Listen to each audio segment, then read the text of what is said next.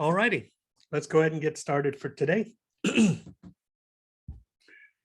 So today we are having our exam 2 review. Our next test will be Friday, of course. Just like the first test, it will be posted online on Canvas in the morning. And it'll be all, calculation type questions. You download it, work out all the problems, make sure to show all your work because, of course, that's what allows me to determine if you get partial credit if something's wrong. And also, of course, make sure that you're actually working the problem rather than just copying answers, things like that. So work out all the problems, box your answers, just so I know what your actual answer is. Make sure you have calculator, because you can't just have the work worked out and then you leave an equation sitting there. You need to actually get a number. You are free to use fractions or decimals if it comes up. So that's up to you. But use a calculator, make sure you get the answers. And as usual, don't worry about significant figures or anything like that. My suggestion is usually give at least 2 decimal places. And that will help prevent, rounding errors and things to make the answers look too different. Once done, of course, submit it back to Canvas, and the deadline will be 11:59 p.m. on Friday night. So just as usual, just like the last test. Yes, question. I thought you moved the test to Monday. Did I? Oh, yeah. I think I said we're going to do more example problems. Isn't that right? Yeah, that's true. I have lots of classes I teach. And so, yeah, I confused myself. Good. Thank you for reminding me. Yeah. So we'll have the exam review Friday to give us a chance to do some more example problems. Good. So let me edit this really quick. Review will be Friday, and then the test will be Monday. But as I was saying, just for the information then, if you remember how we did the first test, that's how the second test will be. The test is on fluids, of course, and so we did the first part of fluids, which was Bernoulli stuff. Bernoulli, continuity equation, things like that. And then the second half had things like the pressure depth relationship. It had buoyant force stuff, things like that. Oh, question. Yeah. Speaking of that, I had a quick question with pressure and depth. Yeah. Specifically about the submerged thing. So let's say, for example, you have an example that says something like you have a boat and 1/4 of it is above water. Can you say that 3/4 of it is submerged? Yeah, that's exactly what 1/4 is showing. Yeah, exactly. That's exactly right. So if you have an example, there's the water line and you have some object and it's like this. And so I say, well, 1/4 of the object is above the water. Then that means, of course, that 3/4 is submerged. And so if you were to do the density calculation, where you say, oh, percent submerged is density of the object over density of the fluid, then it's the 3/4 that would be put here, not the 1/4 that would be given in the problem. Yeah, so that's a very good point to look out for when reading some of these questions, is to make sure that you're using the appropriate numbers. And that's a very easy way for a professor to kind of put a little trick into the problem. That's not really tricky, but it's just making sure that someone's paying attention. And so definitely as you're reading these questions, look out for things like that, where the information that's being given to you, do you understand what that information means? And in this case, if you were told that a boat is sitting on the lake and a third of the boat is above the water, well, it's very easy to say, oh yeah, I remember that kind of question, percent submerged and blah, blah, blah. So 1/3 is, but of course, what it's actually saying is not that a third is submerged, it's saying a third is above the water. It's 2/3 that's submerged. So you have to put the 2/3 in. And other places where things can go wrong similarly are places where units may be off. You know, I give you a radius in centimeters instead of meters. Well, for distances, areas, volumes, all that kind of stuff, we have to make sure we're in meters. Masses in kilograms, things like that. Also, look out for times where I give you the diameter rather than the radius. That's another place where if you're not being careful or you're kind of working a little too quickly, you may forget that if you're given the diameter, you have to convert it to radius first to divide it by 2. All little bitty places like that are easy places to make small mistakes where you get points taken off. Even if you're seemingly doing the problem correctly, using the right equation and all of that kind of stuff. All right, so are there any questions, specific questions you'd like me to work on before I go ahead and just kind of come up with some random examples?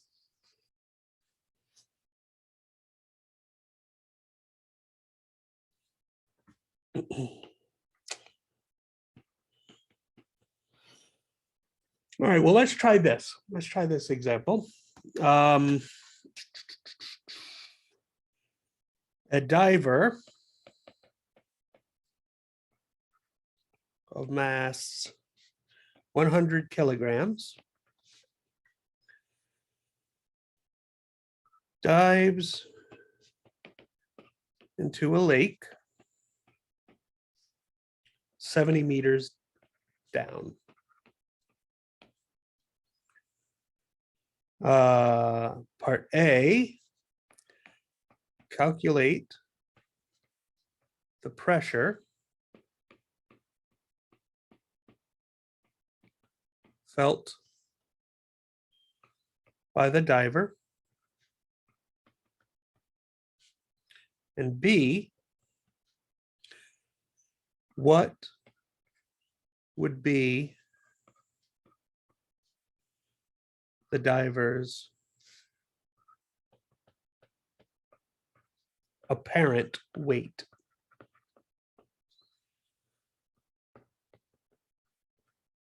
In the water.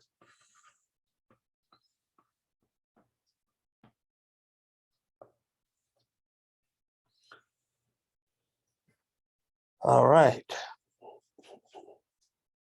And just a piece of information we may need to know, the density of water is 1,000 here.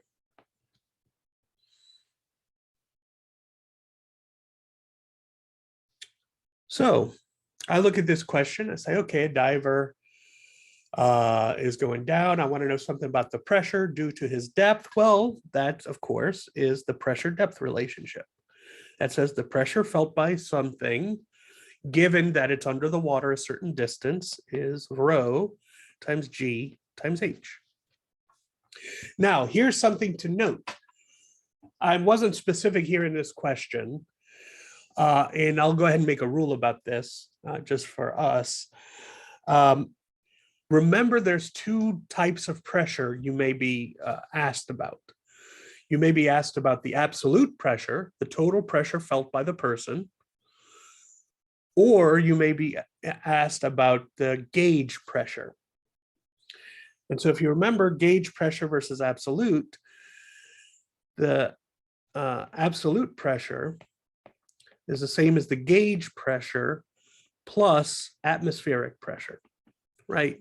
So that's kind of the difference. The gauge pressure is, I get, we all feel atmospheric pressure, but I'm just going to call that the 0 point.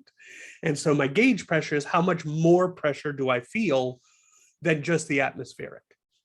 Whereas absolute pressure is include atmospheric pressure. Tell me the total pressure, not only the gauge, not only the excess, but also the original atmospheric pressure that's there. Okay. The rule I'm going to make is always give me the gauge pressure unless I ask specifically for absolute pressure. And so here in this question, I don't say specifically either way. I don't tell you, tell me the gauge pressure or the excess pressure or how much more pressure will he feel. I don't say anything specific. All I say is tell me the pressure he feels. The rule I'm going to use, and this is just our rule, it doesn't mean this is the standard rule in the universe, is if I don't tell you specifically, then just assume I want the gauge pressure. If I want the absolute, then I'll ask for the absolute pressure specifically, or I'll say the total pressure. So here, I just want the gauge pressure, and this equation is the gauge pressure. This equation doesn't include atmospheric pressure. All it says is how much more pressure will I feel due to my depth. And so we go ahead and do it. We say, okay, the rho, that's the density of the fluid I'm in. As the diver, I dive into a certain fluid, and different fluids will give me different pressures. And so the density here is the density of the fluid, not my own density.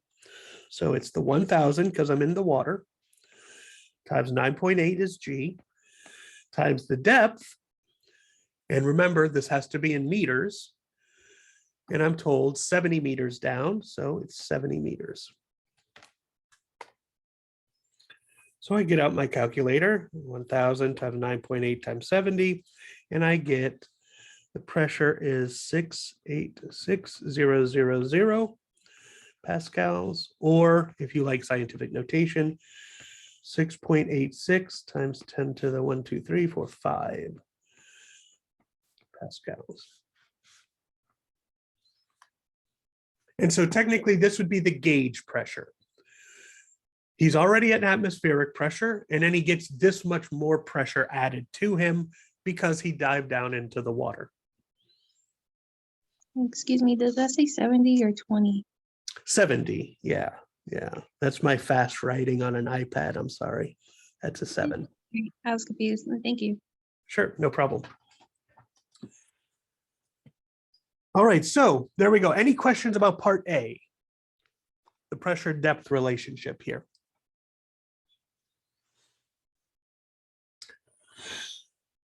All right, well, part B is not quite as straightforward. Let's see what this says. We want the diver's apparent weight. And so if we remember the equation for apparent weight, how heavy we feel when we're in the water is given by the true weight minus the buoyant force that the water applies to us.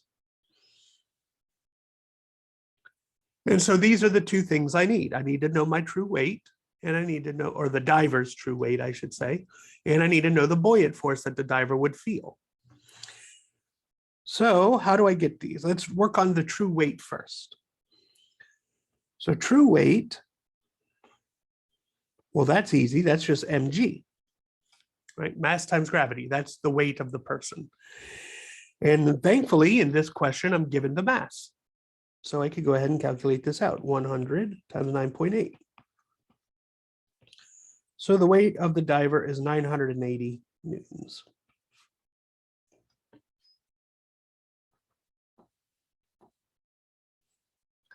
Then I need the buoyant force. And so the buoyant force, how can I get this? Well, this I use some of the Archimedes stuff. And if you remember, we have various equations that say the weight of the water displaced is the buoyant force. And I know the weight of the water displaced is the same as rho times V times G. right, where rho is the fluid, V is the object or the fluid's volume, and G, of course, is 9.8. So this is what I'd like to do. Now, my question, of course, as I'm making up the question in real time, I need to give an extra piece of information here to be able to do this. Yeah. Let's say I told you that the volume of the diver is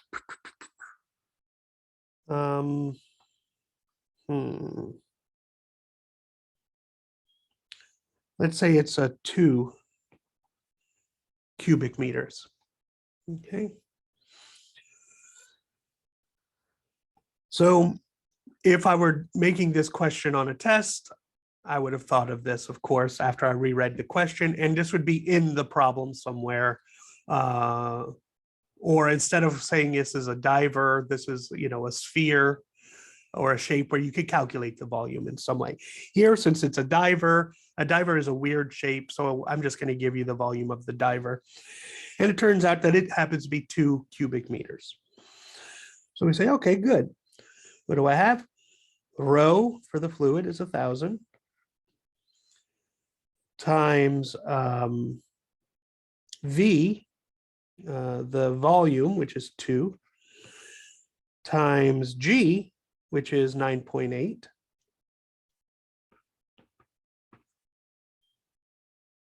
So plug these things in, 2,000 times 9.8, and what do I get? 19600. Okay. So I've now calculated the 2 things I need. I needed to find the true weight, how heavy this person actually is. And then I needed to find the buoyant force this person would feel at this depth. And now that I have them, I go back to my original equation and I say the apparent weight is the true weight minus the buoyant force. So plug in my numbers. True weight is 980. Buoyant force is 19,600. And plugging this stuff in, I get negative 18620 newtons. Now, this is kind of a weird answer, right? I'm asking you for how heavy this person feels, and the answer I get is a negative weight. Well, yeah, that's weird, obviously, except if you realize that what it's actually telling you, if the weight, for instance, if the weight is 10, then it feels like he's falling with a weight of 10 newtons or 10 pounds. He weighs 10 pounds. If the weight is 0, then he doesn't weigh anything, which means gravity trying to pull him down is being balanced by the buoyant force, trying to push him up. And so they cancel out, and so he's weightless. A negative apparent weight implies that the buoyant force is bigger than the actual weight. So the buoyant force of the water is bigger than the weight pulling him down. And so all a negative apparent weight means is he would float, which is true. You get into water, you float naturally. If you want to dive down, you usually have to do some work. You swim down or something like that. And so that's why this answer happens to become negative. Because if this is a real person in this water, well, when they got into water, they would just float there. So in order for this person to get down 70 meters, they had to actually swim down against the buoyant force. But if they stopped swimming, then he would start to float up to the surface again. So yeah, it's kind of weird that you get a negative answer, but I mean, as long as you understand what it's trying to tell you, and what it's trying to tell you is the buoyant force is bigger than the weight, so this thing would float naturally. And of course, if you're an actual scuba diver, then your weight wouldn't just be your mass times gravity. You also have the scuba tank and all your scuba gear making you a lot heavier. And in that case, you may sink naturally because of all the weight that you have on your back. But here it's just a person. There's no scuba tank. It's just the person trying to swim in the ocean or wherever. And so that's why we get this kind of result. But any questions about this? Notice the methodology. First question, fairly straightforward. You're at a certain depth in a certain type of fluid. Calculate what pressure you would feel. It's rho GH. Second question, apparent weight. Well, that just means what's the difference between the actual weight of the person and the buoyant force that the water is applying. You need those two pieces of information, so you do little calculations on the side that give you those pieces of information. The weight is straightforward, that's mass times gravity. If you happen to know the mass, then easy. If you don't know the mass, then you would convert mass to rho times V, density times volume. And then of course the same for the buoyant force. The buoyant force is the weight of the water displaced. You probably won't know that number. So instead of that, you say, well, what would be the weight of the water displaced? Well, it's mass times gravity, rho times V for the water times G. And so that's what we have there.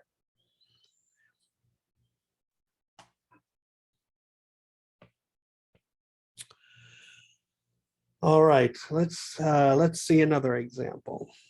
Let's try something else. Let me think really quick.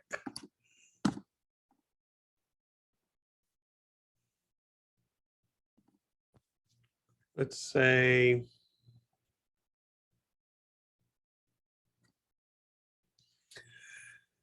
a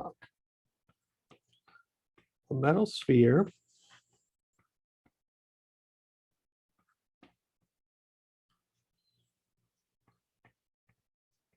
has a density of 5,000 kilograms per cubic meter.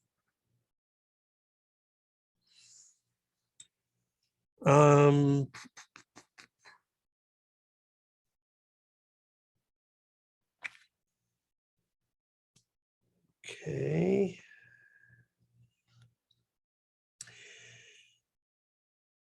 Its true weight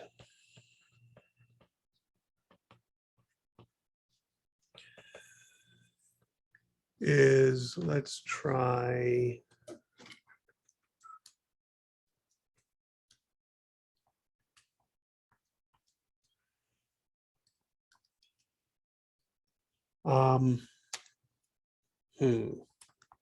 trying to come up with a good number here.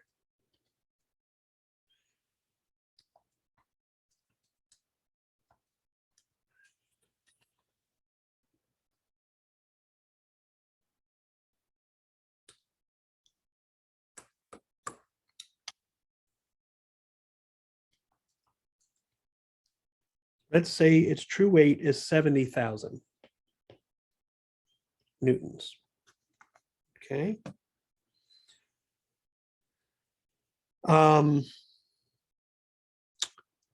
What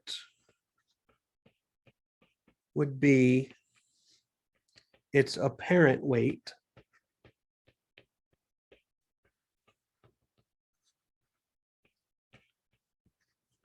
when placed in water? Let's see if this works. I think this should work, but of course I'm making up the question as I go. Okay, so we have a metal sphere. We know its density. We know its density and we know its actual weight. What I'd like to find out is what would be its apparent weight? All right, well, same kind of equation, right? We have apparent weight is true weight minus buoyant force. Okay, just like before. If I want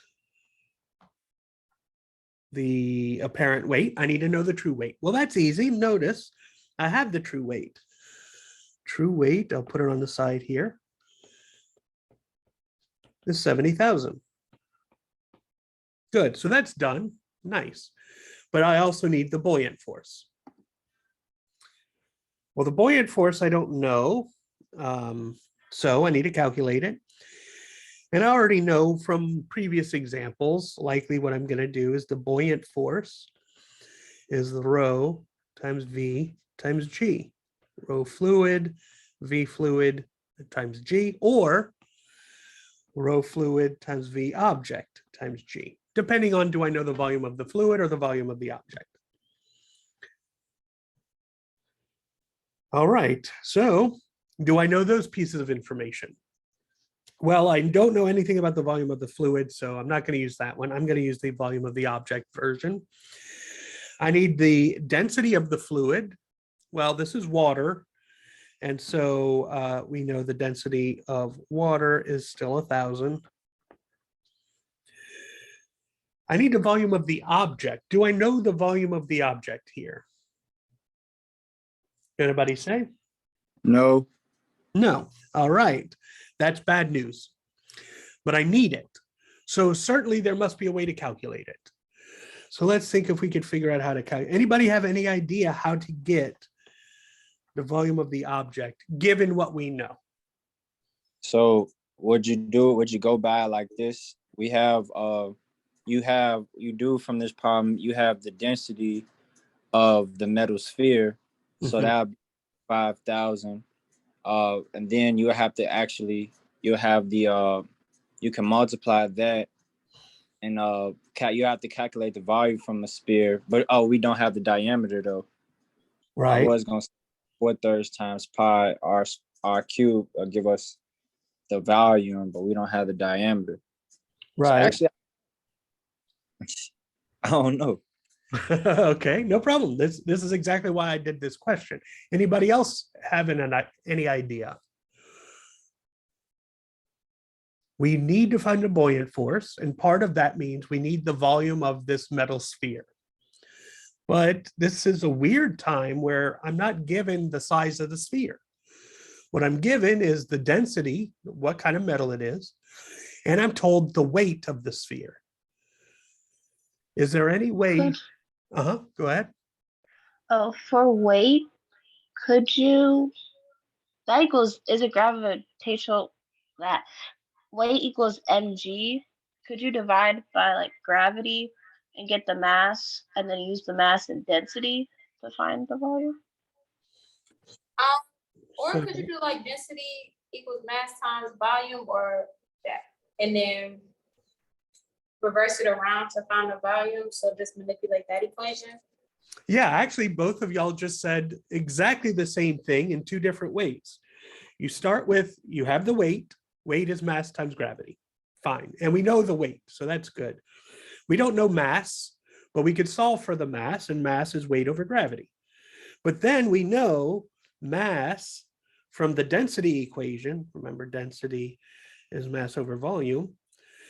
Mass is the same as density times volume. So density times volume is weight over gravity.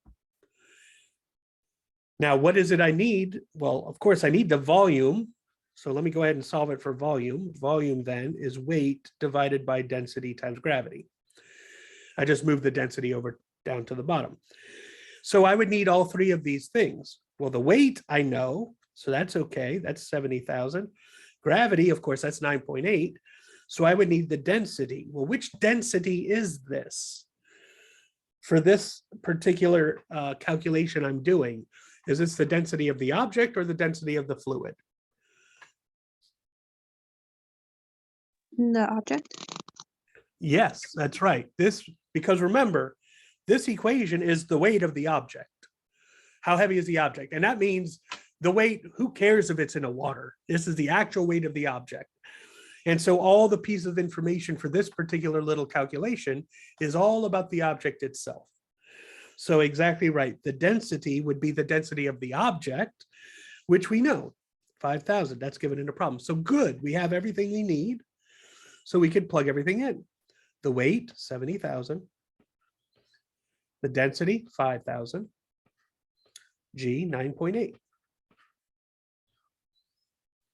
So I get out my calculator, 70,000 divided by 5,000 divided by 9.8 gives me a volume of 1.43 meters cubed.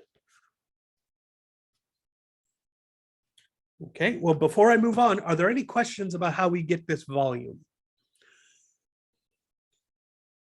I'm confused on how you got it. Okay, good. This is certainly the key to this problem, the most important part of the problem. So obviously, we need to make sure this is understandable. So we start, of course, a parent weight equation. That's perfectly fine. I need the true weight. I have it. And I need the buoyant force. I don't have it. Buoyant force, I can get it, but I'd have to calculate density times volume times gravity. Density, I know. Gravity, I know. I don't know volume. So now the whole key is, can I figure out the volume of my object? And so what do? Well, I say, okay, the information I'm given in this problem, I'm given a density of the object and I'm given the weight of the object. And that's the only information really I know. And I have to figure out the size. Well, what do I know about the weight and the density? What I know is this: weight is mass times gravity. Okay, that's just a basic equation. Weight is mass times gravity. Weight I know and gravity I know, but I don't know mass. The good news is, however, I know that mass is also related to volume. And remember, volume is the thing I'm trying to get. So weight is mass times gravity, and mass, which is going to be in that equation, has something to do with volume. Now, what does it have to do with volume? Well, I remember density is mass divided by volume. So if I solve this for mass, I bring the volume to the other side, I get mass is density times volume. So I take this and I just replace the mass with density times volume. And so that's how I get the next step. Density times volume now is weight over gravity. Okay. And remember, this whole time I'm just trying to get to volume. So now I solve this equation here for the volume to get it by itself. Density goes on the other side. And so now I'm left with this equation. And then with that equation, as long as I have all the numbers, I could go ahead and calculate the volume. Now, I don't know the radius. I don't know any of that stuff, but I don't care what the radius is. I just want the volume itself. And this equation now, you're not expected to know this equation from something. It's not like, oh yeah, I know how to calculate the volume. It's weight over density times gravity. Who the heck knows that? I don't know it. But rather, what you are kind of expected to be able to do is to use the stuff you do know, things like weight is mass times gravity, density is mass over volume, and connect them together. Say, I can get to volume using this equation here. But in order to do it, I need to know mass, but I know mass comes from this equation here. And so if I combine those two equations together, I'll have an equation that'll allow me to get volume, given stuff I already know, which is the weight I know and the density I know. And so I put those two equations together and I get this other thing, which, you know, technically is an equation, but it's not some formula we're supposed to know. It's just something we get by combining other things we know. And so now I'm left with the volume equation. I know all the numbers, I plug the numbers in and I get an answer. I now know the volume. Now the answer to the question is not done yet. All this does is give me volume, which is a piece of the calculation I'm trying to do. So does that make sense? Does that clear up how we get to the volume there? I'm confused on how I see how you manipulated the weight equals the mass times gravity to the mass equals, yeah. But how did you go from the mass equals density times volume to mass equals weight over gravity? Okay, yeah, so I'll do it over here separate, so it's not all messy. So I have two big equations. The first one is weight is mass times gravity, and the other one I know is density is mass over volume. So those are two equations I know. And so what I'm going to do is I'm going to say, all right, I'm going to use this equation on the left. Okay. The problem is this mass, I don't know the mass. Like, I don't know what this number is. So I'll use my other equation, the second one on the right, and I'll solve it for mass. So I'll take this equation, multiply the V over, that cancels. And so now with this equation, I have mass is density times volume. And so now I know anywhere in any other equation, I see mass, I could, instead of writing M, I could write rho times V, because it means the same thing. So I take the first equation, weight is mass, but instead of writing mass, I'm now writing rho times V times G. Okay, so I just replaced M with what M is equal to from another equation. And now I have an equation that has volume in it, and volume, remember, is the thing I'm trying to find. So I want to calculate that thing. So everything else I'm going to bring over to the other side. So I could divide over the G. So I have W over G is rho times V. And I could divide over the rho to get V by itself. So now V is W over G times rho. And now I have an equation sitting here with stuff I know, weight, density, gravity, to calculate the volume. All right, so does that clear it up? Yeah, now I understand. Thank you. Yeah, sure. It's yeah, if it's all together and too close, sometimes it doesn't make much sense. But if you separate it out and you see where pieces are coming from, it all kind of makes sense. It's just manipulating a bunch of algebra together to get what we want. Any other questions about this part? Because like I said, this question basically was made to do that thing. To say, hey, look, here's a piece of information that's critical to solving the problem and you don't know it. Can you figure out how to get this piece of information? And so it's a puzzle. And let's say I gave you this on a homework problem. Well, I would expect you to have to think about it. I don't think you're going to read the question and say, oh, I know what I'm going to do. I'm going to plug in V as W over rho times G. There's no way you'd know to do that. So the point of this question is to kind of get your mind fluid enough to say, okay, how am I going to figure out this thing? These are everything I know, all the little bitty equations I have. How can I combine stuff together to find something I'm looking for?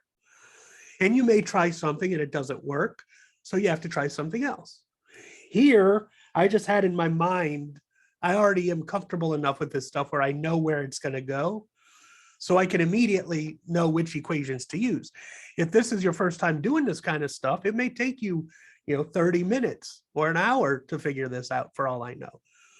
Because you'll be trying different equations. You say, well, can I use this equation? Well, I can't use this because I don't know this information. All right, how about this other one? And you just try stuff. But once you've done it, once you actually finally figure out how to do it, now you have in your mind from now on, if something like this comes up again, you're kind of prepared for it. You know how to go about solving this type of thing. So certainly, if you looked at what I'm doing, you're like, how the heck did you know how to do that? I certainly didn't know. That's the point. I know. I don't expect you to have looked at this problem and known from the very beginning exactly what to do. It's designed to make you have to think about it. But there we go. We got the volume. What did I want the volume for? Well, if you remember, this volume is to plug into this equation right here because I'm trying to get buoyant force. I already know the true weight, and now I need the buoyant force. Buoyant force required the volume. Now I know it. So, okay, back to green. Buoyant force is rho fluid V object times G. Rho fluid, we're in water, so that's 1,000.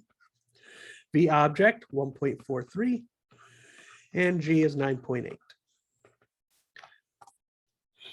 So 1,000 times 1.43 times 9.8, I get 14014.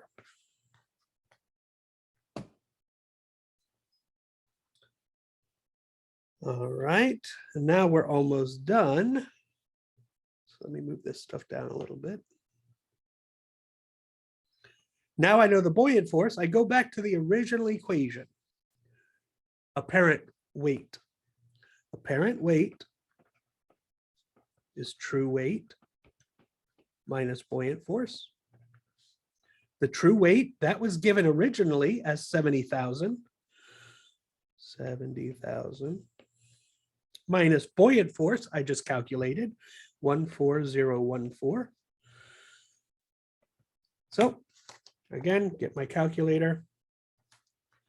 And I find that the apparent weight, how heavy this thing would feel, is 55986 newtons, or 5.60 times 10 to the 1, 2, 3, 4. Either way you want to write it. Scientific notation or regular. So there's another look at an Archimedes problem. Very different.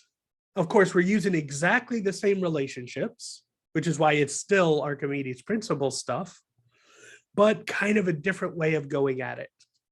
We're so used to when we want to calculate the volume, well, we have the radius sitting there, or we have the diameter. And so we do 4/3 pi r cubed, and there we go. Here, we weren't told about the size. Instead, we were told about the weight. And so that was something different. Why was I given the weight all of a sudden? Well, the reason as a problem creator is because since I didn't give you volume, I had to give you something else that's related to volume. So I gave you the weight. The weight will allow you to get to the volume. But everything else is the same. Apparent weight, here's the equation. These are the two things I need. Do I know the true weight? In this case, I do. If I didn't, I'd have to do mg. But in this case, I know it, so there it is. Do I know buoyant force?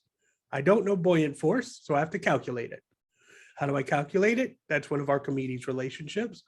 Rho times V times G. All right, do I know rho? Yeah, it's water. Density of water is 1,000. Perfect. Do I know volume? Aha, that's the problem. I don't know volume. How can I get to volume? And this is where you start thinking. Look at the equations you have. Say, well, this equation has volume in it, the density equation. But in order to use that, density is mass over volume, I would need to know the mass. Can I get the mass from somewhere? Yep, the weight equation can give me mass because I happen to know the weight. So I use the weight equation to get the mass, and I plug the mass into the density equation to get the volume. Now I have volume. With that, I go back to my buoyant force. I now have a number for buoyant force, and I can solve the problem. So it sounds complicated because there's a bunch of little bitty steps that you have to connect. But if you've done a couple of examples, it's really not that complicated. You kind of know these are all the relationships we're going to be using, and I kind of know how to connect them now. So just look, what is the thing I'm looking for here? How can I get it? And then you work on getting it. Now that I have it, what's the next thing I need to know? Work on getting that thing. Then you're going to have all the answers you need to plug into the final equation, which gives you your answer. All right, so any questions about that?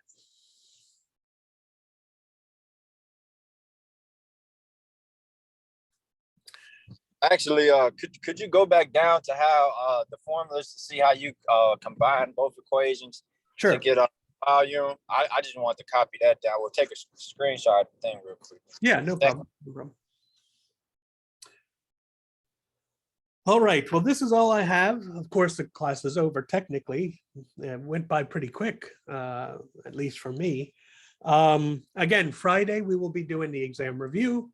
So if there are any more questions you have, if after you've kind of looked through some of the practice problems and stuff, then certainly let me know on Friday and I'll be happy to do more examples. But I'll go over what's going to be on the test and all of that. Also Friday, I believe Friday by midnight is the homework on Archimedes principle. So don't forget to work on that. Make sure that's submitted before the deadline. And then Monday will be our test, posted in the morning. Of course, since we have a test, we won't have class on Monday, but it'll be posted. You'll have the full day to work on it. And we'll go from there. So Friday exam review, that'll be your last opportunity, and at least in this Zoom meeting format, to ask me questions about the material. So certainly if you have some, come in with them. But other than that, you're free to go, and I will see you on Friday.